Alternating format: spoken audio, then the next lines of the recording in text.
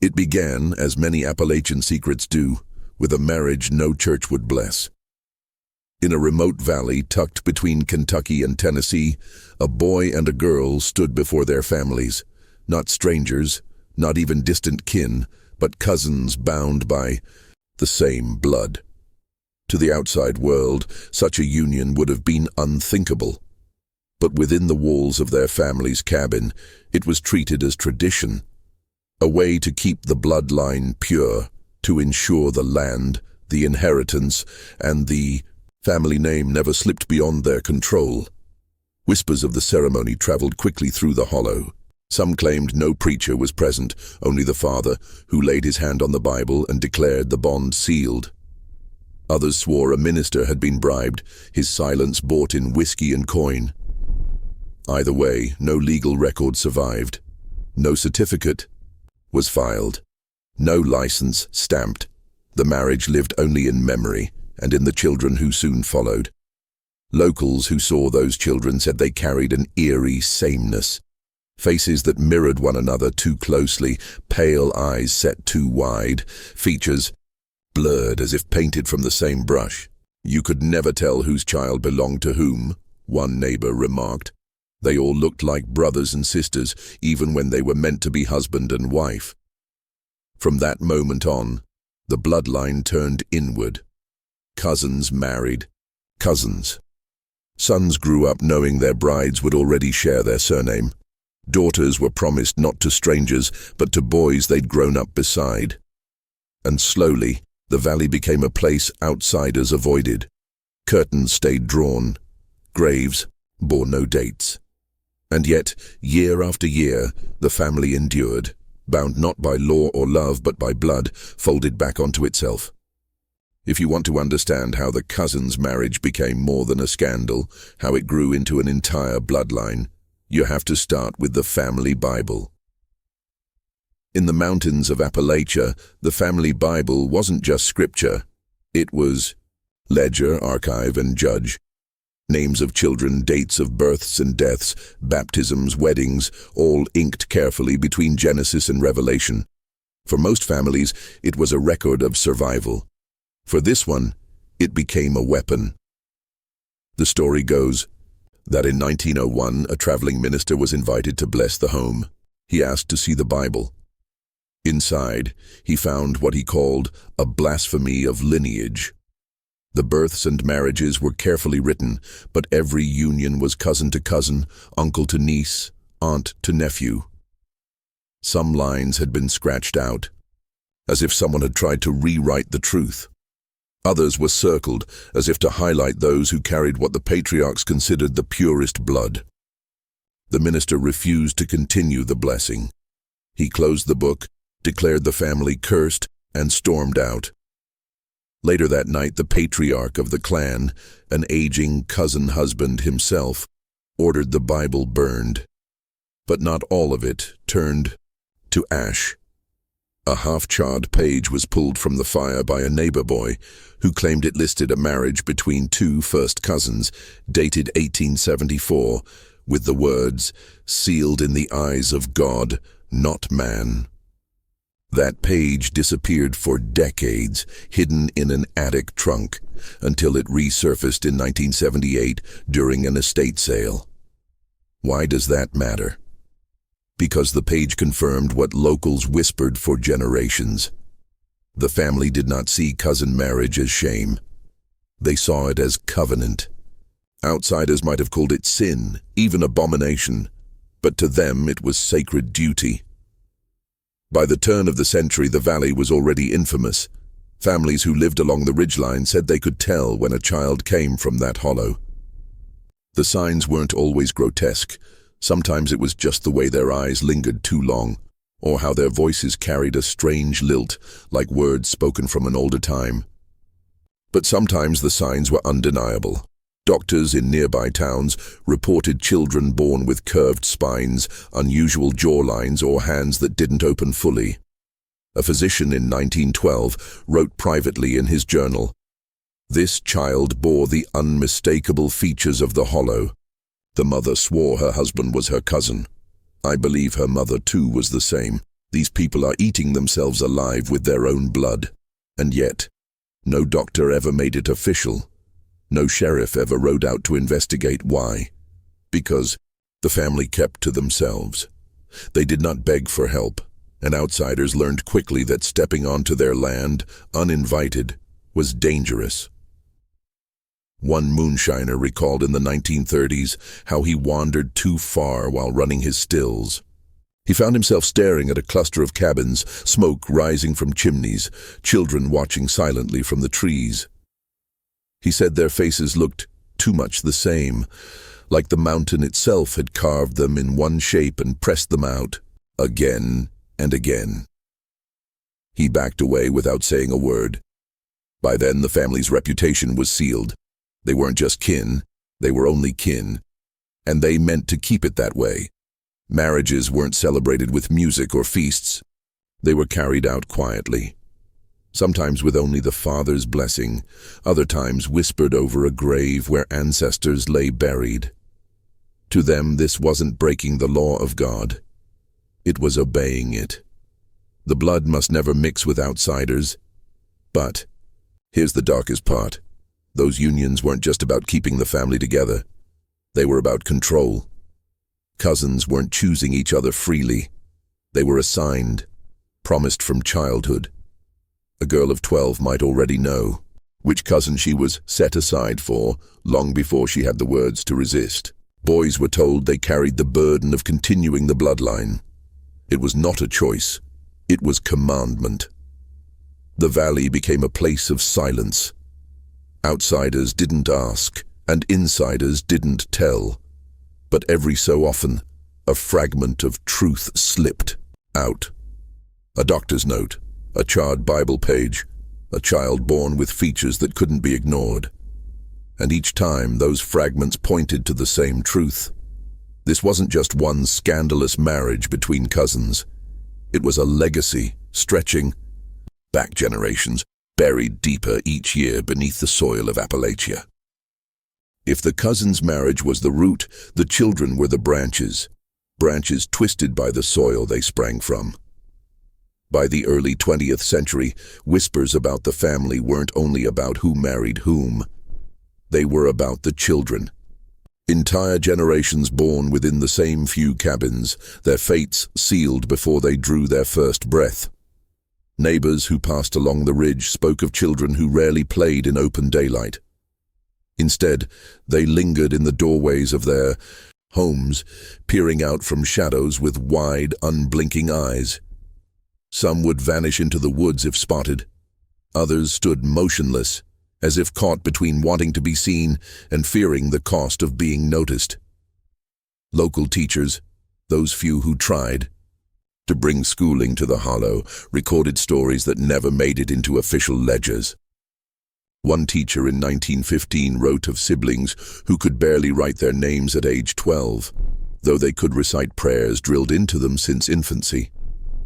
Another noted that half the children in her class seemed to speak in whispers, their words muddled, as though their tongues struggled to shape the syllables. Then there were the physical signs. Reports described children with sloping shoulders, jaws that jutted at odd angles, or skin so pale it seemed translucent under lamplight. A doctor who visited in 1924 described a boy with 6 fingers on one hand, another with a spine that curved like a bow. He wrote in words never meant for public eyes, "The children bear the burden of their father's choices. The line is breaking from within." But the most chilling stories weren't about appearance.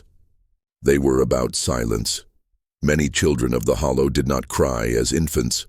They stared instead, watching the room as though waiting for something. Mothers whispered that the silence was a blessing. No one wanted a sheriff or a wandering preacher, drawn by the sound of a baby's wail.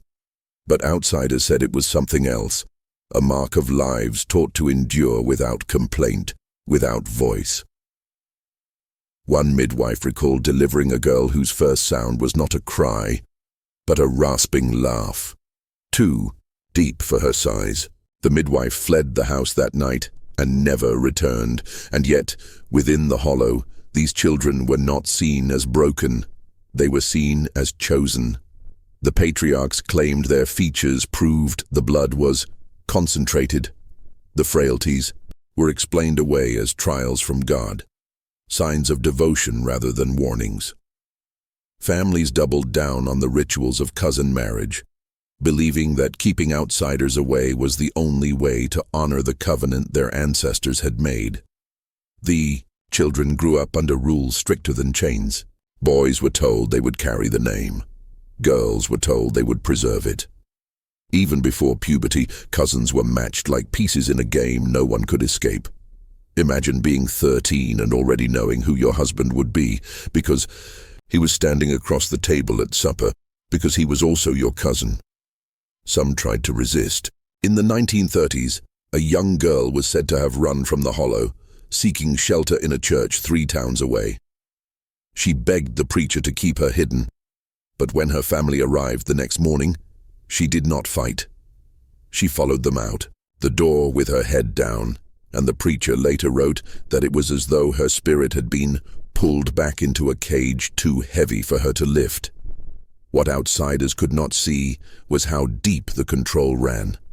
The children weren't just born into the bloodline, they were bound by it. Silence became survival. To speak against the rules was to betray not just family but God, as they were told. So they bore their inheritance quietly, their lives folding into the cycle. And so, generation by generation, the children of the bloodline carried both the proof and the punishment of their ancestors' choices. To some, they were fragile, strange, even cursed. To their family, they were the living seal of a covenant. But the covenant had a cost. And as the years went on, the cost grew heavier. By the mid-20th century, the cracks in the family's carefully sealed world could no longer be hidden. Generations of cousin marriages had bound the Hollow in silence, but silence cannot hold forever. The first sign came in whispers of illness that spread through the cabins. Entire groups of children fell sick with fevers that lingered for weeks. Some recovered weak and frail, others never recovered at all. Without doctors willing to travel the mountain roads, many were buried in shallow plots behind the houses. Wooden crosses marked the graves, but names were often left off, erased before they could ever be remembered. Neighbors who ventured close spoke of hearing coughs and wheezing at night, sounds that seemed to carry through the trees like the cries of trapped animals. And when outsiders suggested bringing medicine, the patriarchs refused. To them, sickness was a test of faith, a reminder that God alone determined which branches of the bloodline would survive. But sickness wasn't the only shadow creeping in. The outside world was changing. By the 1950s, census takers returned. With sharper questions, teachers demanded clearer birth records. Social workers began to notice the gaps. Children who appeared in one year's role then vanished the next. For the first time, outsiders put pressure on the family's sealed circle. Some demanded accountability. Others simply wanted to understand how the family continued to exist with no marriages recorded, no licenses filed, and no outsiders entering the line. It was then that the family grew more protective, more defiant. Outsiders were turned away at gunpoint. Some visitors never made it past the ridge. Even county officials began to avoid the Hollow altogether, writing it off as a place better left alone. But the true breaking point came not from officials or sickness, but from within. In 1961, a young man from the Hollow, barely 17, fled into a nearby town and told a preacher the truth. He had been ordered to marry his cousin, a girl younger than he was, and he could not bear it. His story spread quickly. An inbred family hiding in the mountains, forcing their children into unions against their will. The preacher begged authorities to intervene. But when they rode up the mountain, they found nothing but shuttered cabins and silent porches. Families stayed hidden, children pulled away from windows as if the Hollow itself had swallowed them whole. The young man who had spoken vanished soon after. Some said he had been taken back by his kin. Others whispered he had been buried in the family plot, his rebellion silenced forever. From that moment, fear became part of the family's reputation. Not only were they seen as strange, but dangerous, capable of protecting their secrets at any cost. The breaking point had come. The bloodline was no longer just a whisper among neighbors. It was a story carried through the towns, passed from preacher to sheriff to courthouse clerk. And though the records remained empty, the legend of the family grew darker, more disturbing, and harder to deny. The covenant of silence was fraying.